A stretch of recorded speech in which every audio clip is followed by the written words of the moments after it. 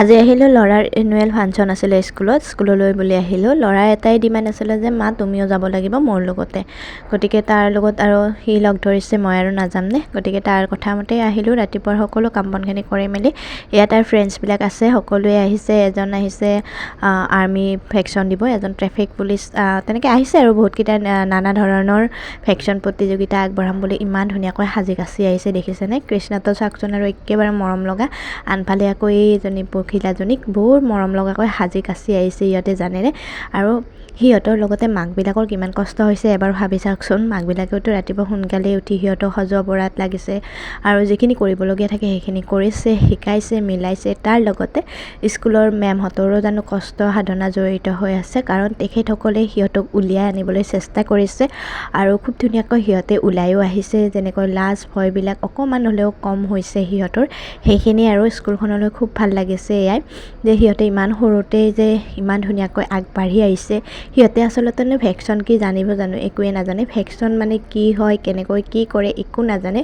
Just সিহঁতক অকণমান আমি গাইড দিছোঁ, মাক দেউতাকসকলে গাইড দিছোঁ, তাৰ লগতে টিচাৰ্ছখিনিয়ে হেল্প কৰিছে বা টিচাৰ্ছখিনিয়ে শিকাইছে, সেয়াই আৰু। তাৰ লগতে সিহঁতক অকল ভেকশ্যন বুলিয়েই নহয়, বিভিন্ন ধৰণৰ প্ৰতিযোগিতা, খেল ধেমালি সকলোখিনিতেই সিহঁতক শিকাইছে, খুব ধুনীয়াকৈ মৰমত পঢ়াইছে, বুজাইছে। তাৰ লগতে ডেন্স কৰিবলৈ শিকাইছে। যদিও কোনোবাজনে নাজানে, ছিংগেলকৈ নাচা নাই বেলেগ কথা, কিন্তু গ্ৰুপ ডেন্স হিচাপততো গোটেইবিলাকেই নাচিছে আৰু সকলোৱে খুব ধুনীয়াকৈ পাৰ্টিচিপেট কৰিছে আৰু ফাংচনখনলৈ গৈ খুব ভাল লাগিছে। আৰু শ্বাইনিং ষ্টাৰৰ সকলো ছাৰ মেমহঁতক মই মোৰ এই ভিডিঅ'টোৰ জৰিয়তেই ধন্যবাদ জ্ঞাপন কৰিছোঁ, কাৰণ সঁচাকৈ বহুখিনি ল'ৰা ছোৱালীয়ে ডেভেলপ হৈছে। কাৰণ আগৰ ক্ষেত্ৰত নাজানো, কিন্তু সিহঁতক স্কুলত দিয়াৰ পাছতে খুব মানে এটা চেঞ্জেছ আহিছে সিহঁতৰ। আৰু এয়া আমি ৰাতিপুৱাৰ ভাগত গৈ ঘৰলৈ আহিছিলোঁ, আহি ভাত পানী খাই মেলি ফাংচনৰ কাৰণে যাবলৈ ৰেডি হ'লোঁ। এতিয়া ভাত পানী খাই আকৌ আহিলোঁ স্কুললৈকে, কাৰণ 2টা বজাৰ পৰা ফাংচনখিনি আছিলে। আগবেলাৰ সময়খিনি সিহঁতৰ ভেকশ্যন আছিলে। তো এতিয়া ফাংচনত আহিলোঁ। আমাৰ আহোঁতে অকণমান দেৰি হৈ গৈছিলে, তথাপিও ফাৰ্ষ্ট মায়াবিনীৰে আৰম্ভ কৰিছিলে ষ্টেজ প্ৰগ্ৰেম। তাৰপাছতে এয়া সকলোৱে মিলি খুব ধুনীয়াকৈ গানটো গাইছে। গানটো অকণমান মই ভইচ অভাৰটো কাটি পেলাই লগাই দিছোঁ, সিহঁতে খুব ধুনীয়াকৈ গানটো গাইছিলে। আপোনালোকে অকণমান শুনিবচোন।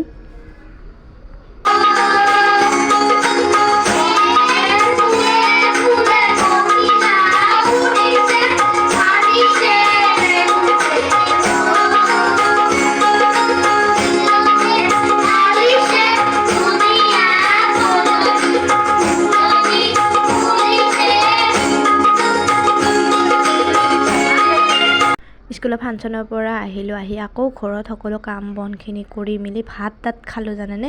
খাই লৈ কিনে চাওকচোন আৰু আহিবলগীয়া হ'ল। মানে আহিবৰ মোৰ একেবাৰে মন নাছিলে, নাহোঁ বুলি ভাবিছিলোঁ, কিন্তু মানে ল'ৰাৰ কাৰণে আহিব লগা হ'লে। এয়া দেখিছে, ইহঁতক পালে মানে সি আৰু একো নালাগে, পূৰা যুঁজিবলৈ পাই যে, সেইকাৰণে মানে ৰক্ষা নোপোৱা হৈছে। কাৰণ আজি যোৱাকালি আছিলে মামাকৰ হেপী বাৰ্থডে, আৰু বাৰ্থডে বুলি চাওকচোন এটা বহুত ডাঙৰ ঘটনাই হৈ গ'ল। মানে ভাবাই নাছিলোঁ আমিও তেনেকৈ। কেক এটা অৰ্ডাৰ কৰিছিলে ডাঙৰকৈ, কিন্তু কেকটো মানে কি হ'ল, সিহঁতে টাইমত দিব নোৱাৰিলে, চাগে পাহৰিছে। এনেকৈ আৰু কেকৰ অৰ্ডাৰ ৰাখেনে? মায়ে কৈ আহিছিলে যে কেকটো 6 ফেব্ৰুৱাৰীত লাগিব, তাৰ কাৰণে, কিন্তু সিহঁতে দিব নোৱাৰিলে ডেলিভাৰী। তাৰ কাৰণে আৰু কেক বিচাৰি সিহঁতে এয়া সৰুকৈয়ে পালে আৰু উপায় নাই, মনটোতো বেয়া কৰিব নোৱাৰে, কাৰণ সৰু বাচ্ছাবিলাকে কেক খায়েই ভাল পায়। আমাৰতো মানে কেকৰ নামতে আৰু গৈছে। আমি গৈছোঁ 8টামান বজাত গৈছোঁ দেই, আৰু যোৱাৰ পাছতে এয়া পাঠকে পাঠ চাই আছিলে, তো ভাল সময়খিনিতে গৈ পালোঁ আমি। আৰু তাৰ লগতে চাওকচোন আজি আকৌ আৰু খানাপাৰা মাহীজনী আহিলে, তো মাহীক লগ পায়ো বহুত ভাল লাগিল। মাহীকো বহুত দিন লগ পোৱা নাই, আজিকালি তেনেকৈ অহা যোৱাটো নহয়ে। যাবৰ ইচ্ছা কৰোঁ, কিন্তু কি হ'ব, যাবৰ ইচ্ছা কৰিলে বুলিয়ে যাব নোৱাৰোঁ যে আজিকালি, তেনেকুৱা হৈছে। আৰু কেক চেক খাই মেলি এয়া স্প্ৰে মাৰি অৱস্থা নাই আৰু। সিহঁতৰে ফূৰ্তি বেছি, মানে মামীয়াকে যদিও কেক নাকাটো বুলি কয়, সিহঁতৰ কাৰণে কাটিব লাগে। মানে সিহঁতে লগা হয় আনি দিব, কিন্তু মানে কাটিব লাগিব, কাৰণ সিহঁতৰ যে কেকটো ফেভৰেট। আৰু এয়া মূৰে চূৰে মাৰি মানে কি ক'ম আৰু। এয়া দেখিছে, প্ৰীতমে পৰা যিমান পাৰি ইমান মাৰি আছে আৰু মুখ চুখ অৱস্থা নোহোৱা কৰিছে, টেবুলৰ অৱস্থা নাই। সেয়াই ফূৰ্তি দিয়কচোন। এই সৰু সৰু ফূৰ্তিবিলাকে বহুত স্মৃতি হিচাপে থাকি যায়, হয়নে, জীৱনটোৰ কাৰণে। আৰু মানে কি ক'ম আৰু, ৰাতিখন যে মোক আনিবলৈ গৈছে মামীয়াকে, মোক বুলি নহয়, বাইদেউ, মই, মাহী তিনিওকৈয়ে লৈ আহিছে। আৰু সি আনিবলৈ আহিলে যেতিয়া ঘৰলৈকে আহিছে নিবলৈকে তেতিয়া আৰু তাক ফিৰাই পঠাব পাৰিম জানো? কেতিয়াও নোৱাৰোঁ। এজন ভনীয়েক বা বায়েক হিচাপে কেতিয়াও নিজৰ ভায়েকক উভতাই পঠাব নোৱাৰে। গতিকে মই তাৰ লগত আহিলোঁ আৰু আহি এয়া ভগৱানৰ আশীষ ল'লোঁ সকলোৱে ভালে কুশলেই থাকক আৰু তাৰ ভৱিষ্যত জীৱনটো সুখৰ হওক, কাৰণ সি বহুত দুখ কষ্টৰ মাজত এতিয়াও জীয়াই আছে। নাজানো তাৰ জীৱনত সুখ হ'বনে নহয়, তথাপি আশীৰ্বাদ কৰিব সকলোৱে। আৰু মোৰ মানে কি ক'ম আৰু এয়া মোৰ আহিলে মানে ভাত ৰন্ধা পাল, মই নাখাওঁ ভাল গম পায়নে? মই আহি কিনে মই ভাত ৰন্ধা পালত পৰিব লাগে, কিন্তু এইবাৰ ভাত ৰন্ধা নাই, কাৰণ মই যিহেতুকে ঘৰতে খাই মেলি আহিছোঁ, দেৰিকৈ আহিছোঁ, ভাত নাখাওঁ আৰু চাহ বনাবলৈ লৈছোঁ। চাহ তাহ বনাই লওঁ, তাৰপাছতে আৰু এয়া এই সৰু সৰু সুখবিলাকে আমাৰ মানে ভাই ভণ্টিৰ যিখিনি মিল সেইখিনি আন্তৰিকতাখিনিকে বুজায়। কাৰণ যদিও আমি এইজনে আনজনক তেনেকৈ ফোন চোন কৰি নাথাকোঁ, মানে আমি ব্যস্ততা হৈয়ে থাকোঁ, গতিকে ফোনত কথা পাতি থাকিবৰ একেবাৰে সময় নাথাকে। সিও ব্যস্ত, বাইদেউও ব্যস্ত, ময়ো ব্যস্ত তেনেকৈ। কিন্তু আমাৰ এই জন্মদিন বুলি ক'লে মানে বাইদেউৰে হওক বা দাদাৰে হওক, মানে আমি ইজনে সিজন আহোঁ আৰু আমি নাহিলেও সি জোৰ কৰি হ'লেও মানে লৈ আহিবই। আৰু মই স্কুলত থাকোঁতে ফোন কৰিছিলে, মই যিহেতু ফাংচনত আছিলোঁ গতিকে ফোনটো ৰিচিভ কৰিব পৰা নাছিলোঁ।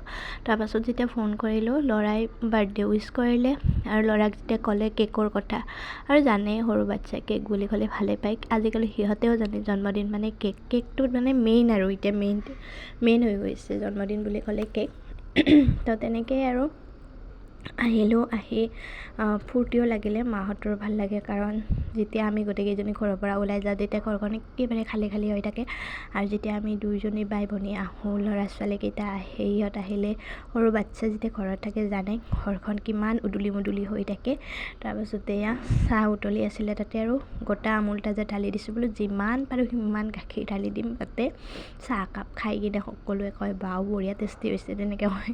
তো মানে গাখীৰ ঢালিছোঁ আৰু বহুতখিনি, কাৰণ গাখীৰৰ পেকেটটো চাওকচোন কেঞ্চিখন বিচাৰি নাপালোঁ, অকণমান ফুটা এটা কৰি লৈছোঁ, সেইকাৰণে দিওঁতে বহুত সময় লাগিল দেই।